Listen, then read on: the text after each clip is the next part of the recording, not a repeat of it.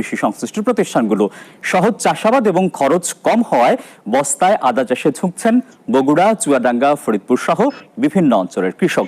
এতে আমদানি নির্ভরতা কমে আসবে বলেও মনে করছেন গবেষক ও কৃষি কর্মকর্তারা।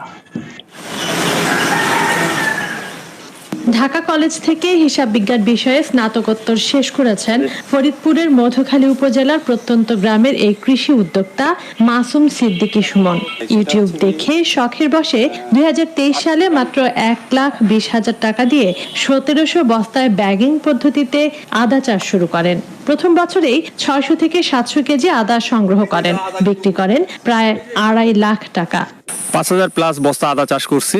আল্লাহ তাআলা যদি সবকিছু ঠিক রাখে, আবহাওয়া ঠিক রাখে, সবকিছু ঠিক রাখে, তাইলে আমি আশা করতেছি এবার 3 থেকে 3,500 কেজি আদা আমি হারভেস্ট করতে পারবো। আর যার বাজার মূল্য হয়তো 6 থেকে 7 লক্ষ টাকা। সুমনের এই আদার বাগানে কর্মসংস্থানের সুযোগ হয়েছে অনেকের। তার অভাবনীয় সাফল্য দেখে বস্তায় আদা চাষে আগ্রহী হয়ে উঠছেন স্থানীয় বেকার যুবকরাও। আগামী বছর ইনশাল্লাহ আমিও এই চাষ করে লাভবান হতে চাই। আমাদের যদি সরকারিভাবে প্রশিক্ষণ বা লোন দেওয়া হয় তাহলে আমরা যুবকরা আদা চাষ করে লাভবান হতে পারবো। আমি দৈনিক 400 টাকা বেতন পাই, আমি খায় পরে অনেক সুখী আছি। 15,000 টাকা বেতন পাই, আমার সংসার সুন্দরভাবে চলে যায়। বস্তায় আদা চাষ করে সফলতার স্বপ্ন বুনছেন চুয়াডাঙ্গা।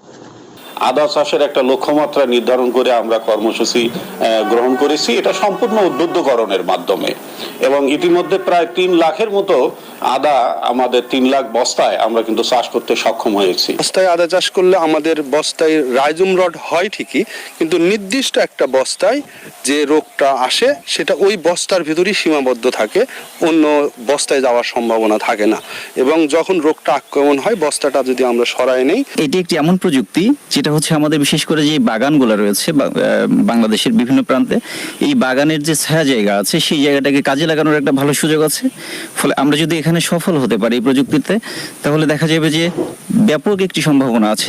সমন্বিত নীতি পরিকল্পনার মাধ্যমে ব্যাগিং পদ্ধতিতে আদা চাষ বাড়ানো গেলে দেশের চাহিদা মিটিয়ে বিদেশেও রপ্তানি করা সম্ভব বলে মনে করছেন কৃষিবিদ